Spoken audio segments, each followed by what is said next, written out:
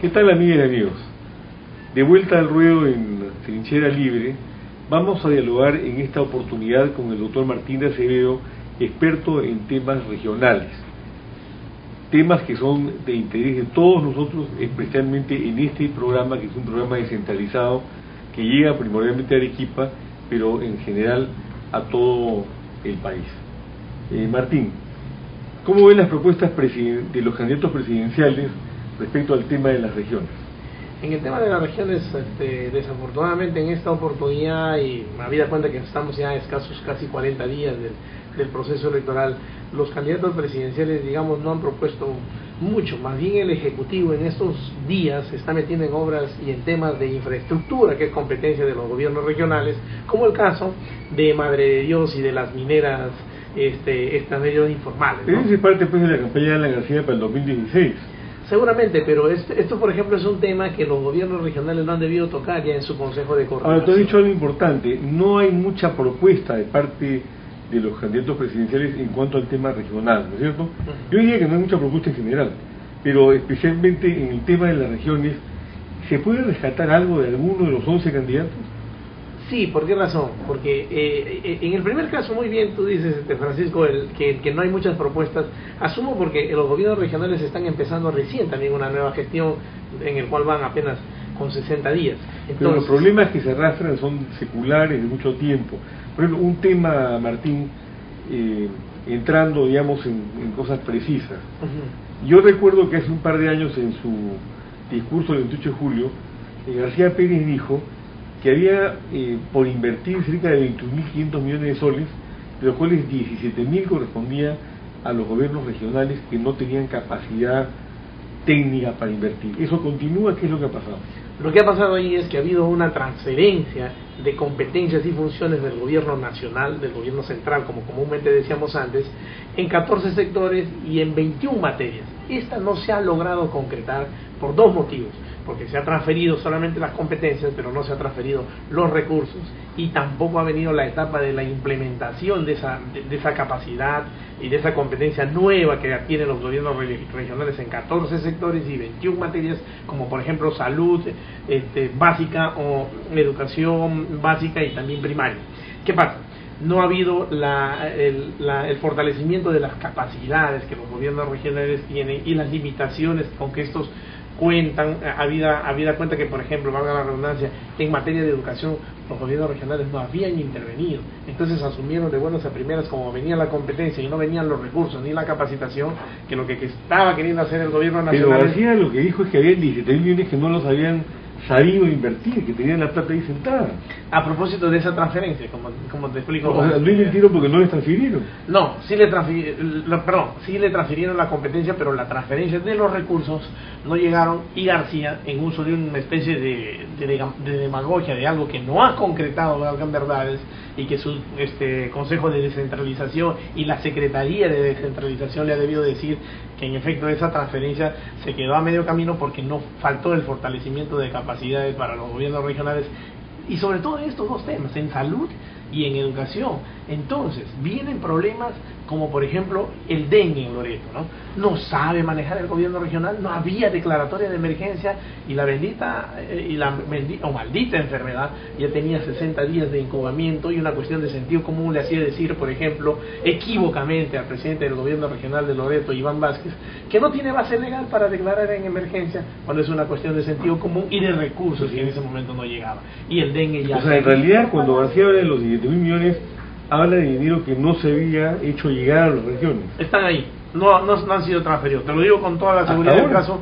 ¿Por qué razón? Sí, ¿por qué razón? Porque nosotros teníamos la consultoría justamente con el Consejo Nacional de Descentralización en esta capacitación y fortalecimiento de capacidades, que quedó a medio camino por un asunto de voluntad política, porque cuando ellos se dieron cuenta que eran competencias que finalmente el gobierno nacional lo iba a perder para siempre, entre ellos programas importantes como sociales como el PRONA o Agua para Todos o el otro tipo de programas donde no soltaron los recursos. No soltaron los recursos. ¿Y eso es válido hasta ahora? Y eso está, digamos, hasta que ha empezado este nuevo periodo presupuestal, este nuevo ejercicio presupuestal del 2011, no se ha hecho. Hay un replanteamiento que se supone que aquí en marzo va a arrancar, y se supone que cogerá ya a las autoridades pues en una primera vuelta, ¿no? Donde ya se sabrá cuáles van a ser los dos presidentes y el gobierno de García estará de salida, y asumimos entonces que va a quedar mucho más claro el tema de la salud y el tema de la educación a cargo de los gobiernos regionales, sin el cuco del SUTE, que es el tema de educación, y en el tema de la salud sin la necesidad de renegar de no saber manejar el gremio técnico, que en este caso vienen a ser los médicos, porque estos... ¿Por qué no ha habido hasta el momento? A mí me parece lo que tú estás diciendo gravísimo, ¿no? Porque se habla, el gobierno se desgañita diciendo que hay miles de millones distribuidos a las regiones, que en realidad la mayor parte del presupuesto no utilizado, no invertido, es aplicable a las regiones, o es imputable a las regiones, y que ellos solamente han tenido una mínima parte y que no han invertido. Pero acá, por lo que veo, hay competencias que se le dan a las regiones, no hay transferencia de recursos, y en consecuencia no es que hayan tenido capacidad para invertir de orden técnico, sino que simplemente no tenían los recursos para utilizarlos. Ciertamente, de esos 17 millones que tú dices... 17.000 que tú dices, doctor Di Canseco, que usted dice, doctor Di Canseco, hay que verificar claramente que por lo menos 11.000 iban a ser transferidos con estas 21 competencias en 14 sectores, y los otros 8.000 más o menos, en efecto, están en los gobiernos regionales, y hay también de lo otro una incapacidad administrativa y de gestión técnica regional para poder saber en qué operar. Por ejemplo, Loreto mismo lo conozco de cerca por las consultorías estas con el Consejo, nos hacía trabajar con Loreto, Ucayali y San Martín, con esas tres regiones.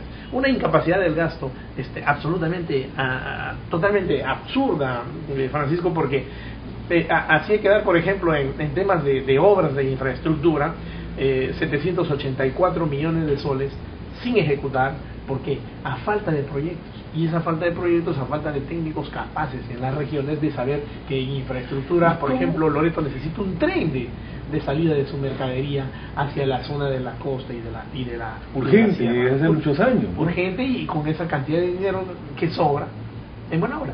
¿Qué pasa en un país como el nuestro, donde tú acabas de decir una palabra clave? Sobra el dinero, no porque sobre respecto a las necesidades del país, sino porque sobra respecto a la capacidad de inversión y de gasto de las autoridades. Cierto. ¿Cómo remediamos ese problema? Yo pienso que esto tiene que solucionarse con un proceso real y efectivo de capacitación que el gobierno nacional emprenda con respecto de los gobiernos regionales, y esto también además sea vinculante y de ida y vuelta, ¿no? Que los gobiernos regionales también lo reclamen, porque desafortunadamente la forma como se ha desarrollado el Perú, y los 28 millones de los 29 millones que somos, estemos en Lima alrededor de 10, entonces Lima termina siendo el Perú en todos los aspectos de la vida, y potencialmente hablando en todos los aspectos de las profesiones, de los oficios y de las capacidades.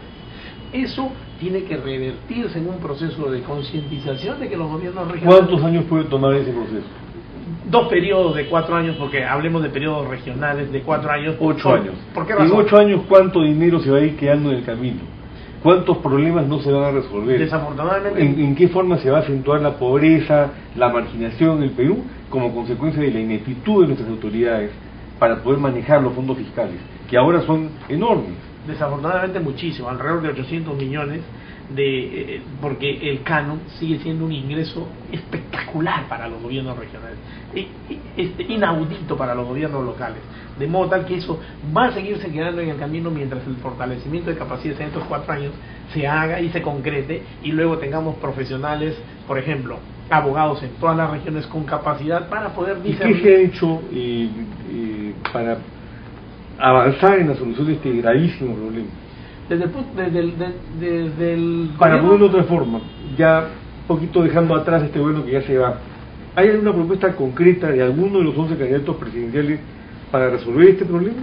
En estos momentos ninguno. El que ha tocado tangencialmente el tema, porque lo conoce de algo desde el punto de vista técnico, es Pedro Pablo Kuczynski, porque él sí ha logrado hablar del Consejo Nacional de Descentralización, que debe ser convertido en un ministerio con no solamente darle ese rango, sino convertirlo en un ministerio para que su transferencia en efecto y el traslape a los gobiernos, a los 24 gobiernos regionales, sea con la finalidad de salvar esta primera etapa para ir a unos gobiernos regionales no departamentalizados como los que existen ahora, sí, sino más bien creados por su propia necesidad, creados por su propia cercanía geográfica, la idiosincrasia, el tipo de población que tiene y la naturaleza de esas regiones hacia un determinado oficio, servicio, tipo de inversión o tipo de producción, como en el caso de la selva peruana, que es básicamente la pesca y la madera, ¿no? O en la sierra, que es la minería, o en la costa, que es el cultivo, en algunas zonas donde en efecto se ha producido lo suficiente, pero sin el fortalecimiento de la capacitación y de la implementación técnica para poder tener una mejor cosecha,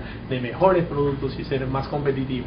Este gobierno ya se va, en efecto, muy bien lo has dicho tú, Francisco, pero lo que queda es que este Consejo Nacional de Descentralización, que ya lleva 2 periodos con esa denominación, metido y perdido dentro de la presidencia del Consejo de Ministros, tiene que cambiar, tiene que tener esa naturaleza y esa fuerza, ¿no? Exactamente, y esa cercanía al presidente de la República, porque por último, finalmente, por ejemplo, Alan García, él mismo se hubiese montado sobre este caballo cuando lo quiere, lo hace, y le hubiese quedado claro a los 24 gobiernos regionales que estas transferencias debería llegar con capacidades y fortalecimientos de profesionales, de oficios y de temas que lleven el desarrollo de la región desde el punto de vista de lo que ellas quieren, necesitan y su propia naturaleza les invita a hacer, porque en eso se ocupa su población productivamente. Bien, Martín, te agradezco, ha sido muy interesante la entrevista, nos ganó el tiempo, ya tenemos ocasión ulterior de, espero, juntarnos nuevamente para seguir con este tema tan importante. Y amigas, fue una vez más Trinchera Libre y por supuesto nos vemos este lunes como de costumbre a las 11 de la noche.